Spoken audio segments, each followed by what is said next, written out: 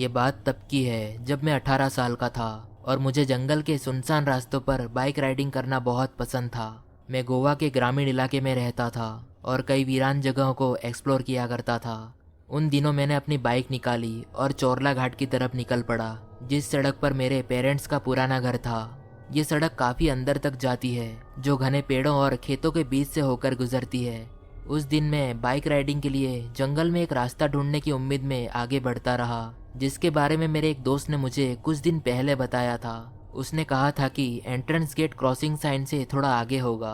हालांकि मुझे crossing sign तो नहीं मिला, लेकिन एक रास्ता मिला जो सड़क से जंगल की ओर जा रहा था। ये इतना चौड़ा था कि मेरी बाइक आसानी से चल सकती थी और यह ढलान भरा रास्ता था, इसलिए जब मैं उस पर गया तो बाइक की स्पीड तेजी से बढ़ गई। मुझे यकीन नहीं हो रहा था कि क्या ये वही रास्ता था जिसके बारे में मेरा दोस्त बता रहा था, लेकिन उस पर बाइक चलाने में काफी मजा आ रहा था क्योंकि ये बहुत पहाड़ी भरा और घुमावदार था। मैं जंगल में काफी अंदर तक आ चुका था और अपनी बाइक राइडिंग एंजॉय कर रहा था जब तक कि मुझे प्यास नहीं लगी और मुझे एहसास हुआ कि मैं अपनी पानी की बोतल घर पर भूल आया था। इसलिए मैंने अपनी बाइक राइडिंग को रोकने का फैसला किया और सड़क पर वापस जाने का रास्ता ढूंढने लगा। जब शुरुआत में मैं इस रास्ते पर आया था तो मैं रास्ते याद करते हुए जा रहा था, लेकिन ये रास्ता तो सचमुच एक भूल भुलैया था। चोरला घाट की ओर जाने वाली सड़क बहुत ही शांत सड़क है, इसलिए ट्रैफिक की आवाज सुनने की उम्मीद भी नहीं की जा सकती थी। ये उन दिनों की बात है जब बटन वाले फोन हुआ करते थे और तब मेरे पास वो फोन भी नहीं था, इसलिए तब मैं गूगल मैप का इस्तेमाल करके रास्ता नहीं निकाल सकता था। तब मुझे एहसास हुआ कि मैं जंगल में अकेला नहीं था, क्योंकि वहाँ एक औरत थी जो मुझसे कुछ ही दूर खड़ी थी और मुझे अजीब तरह से घूर रही थी। उसकी उम्र 60 के आसपास की थी। मैंने मदद के लिए उसे पुकारा क्योंकि मैं खो गया था। उसने धीमी आवाज में जवाब दिया, फिर भी मैं किसी तरह से समझ गया कि उसने क्या कहा। उसने कहा कि तुम्हें यहाँ नहीं आना चाहिए था। मैंने माफ़ी मांगी और एक बार फिर रास्ता बताने के लिए पूछा, लेकिन उसने बहुत ही भयानक तरीके से कहा कि यहाँ से तुरंत चले जाओ।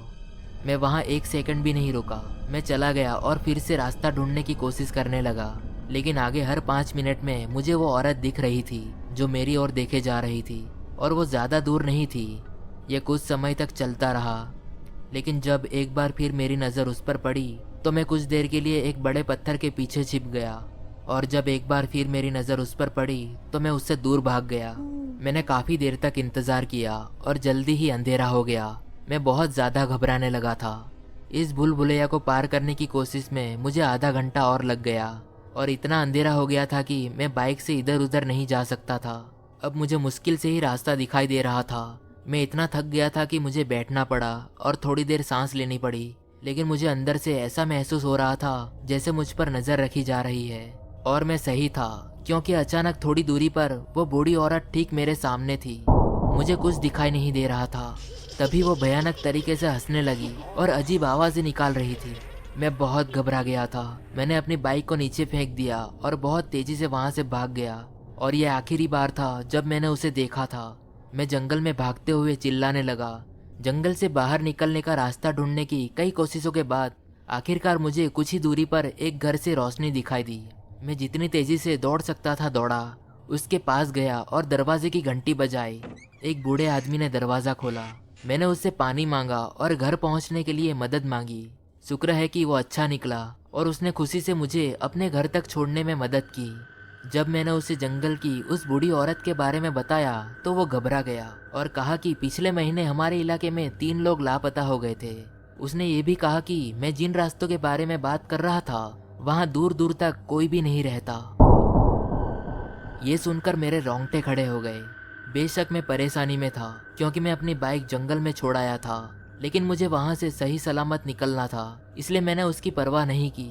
वो बूढ़ी औरत लगभग घंटों से मेरा पीछा कर रही थी जब मैं बाइक राइडिंग कर रहा था।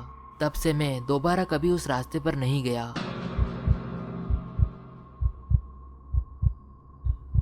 जब मैं 11वीं क्लास में था तब से मेरे पास और मेरे दोस्तों के पास ड्राइविंग लाइसेंस था।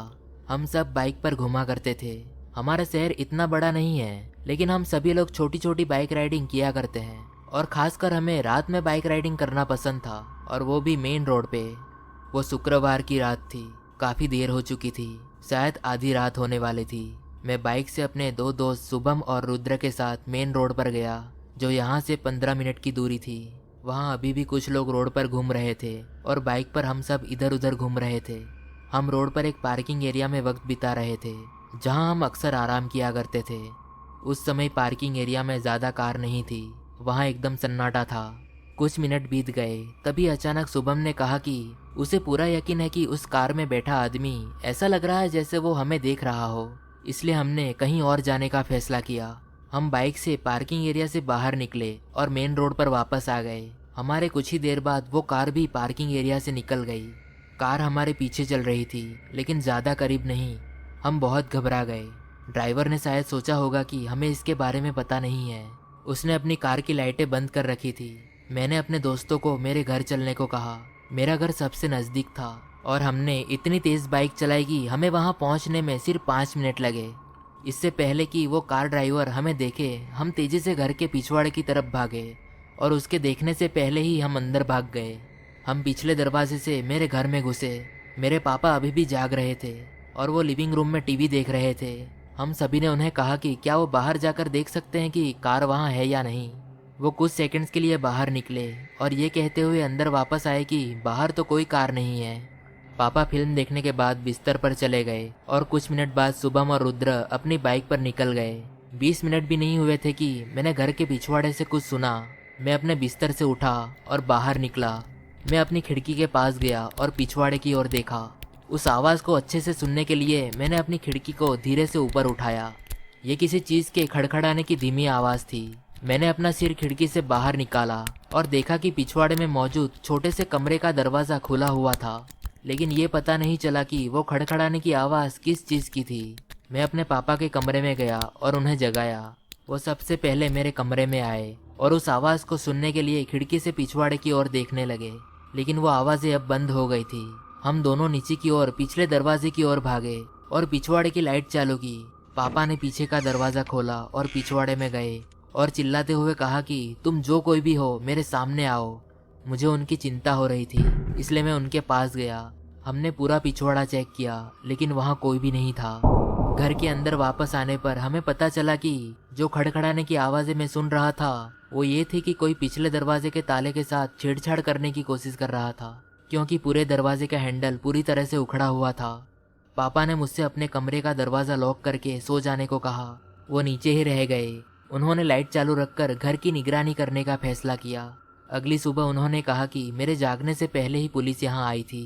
मुझे पक्का यकीन है कि ये वही आदमी था जो कार से हमारा पीछा कर रहा था। मैं हैरान था कि उसे कब और कैसे पता चला कि मैं कहाँ रहता हूँ। ये बात मुझे अभी भी परेशान करती है।